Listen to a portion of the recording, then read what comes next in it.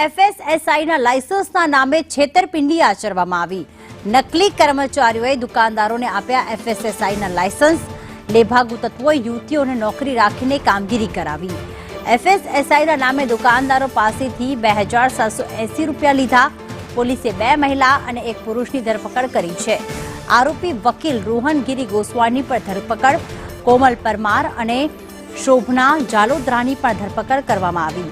ખાણીપીણીની દુકાનદારોને અપાતા લાયસન્સ એવા ખાદ્ય સુરક્ષાનું એફએસએસઆઈનું લાયસન્સ લેવું ફરજિયાત છે અને નકલી કર્મચારીઓ દ્વારા આ પ્રકારના લાયસન્સ આપવામાં આવ્યા।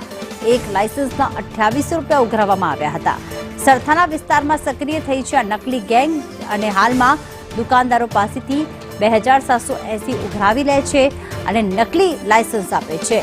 નકલી કર્મચારીઓ સ્થળ પર જ બોગસ લાયસન્સ આપી દે છે। યુવતીઓના પહેરવેશ મહાનગરપાલિકા કર્મચારીઓ જેવા જ છે। 2 યુવતીઓની વિગત દુકાનદારે પોલીસને આપી હતી। ખાણીપીણીની દુકાનો અને કરિયાણા સ્ટોરના ધારકોએ લાયસન્સ લેવું ફરજિયાત છે।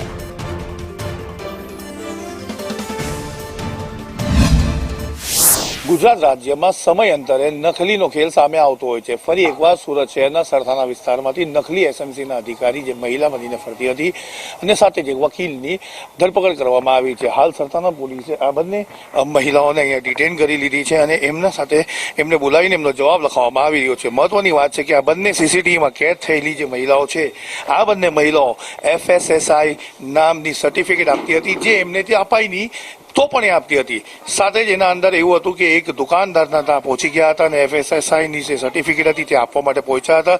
સત્તાવાર રીતે આ બંનેના વિરુદ્ધમાં ફરિયાદ નોંધાઈ છે। એક વકીલને ડિટેન કરી લેવામાં આવ્યો છે। સાથે આ 2 મહિલા જે સીસીટીવીમાં કેદ થઈ હતી, મહાનગરપાલિકાના જ યુનિફોર્મ પહેરીને આ બંને મહિલાઓ જતી હતી અને ત્યાં લોકોને કહેતી હતી કે અમે તે અધિકારી છે અને અમે તમને આ જે સર્ટિફિકેટ છે તે આપીશું અને એ માન્ય રહેશે। ખાસ સુરક્ષા અંગેનું એફએસઆઈનું લાયસન્સ લેવાનું ફરજિયાત છે।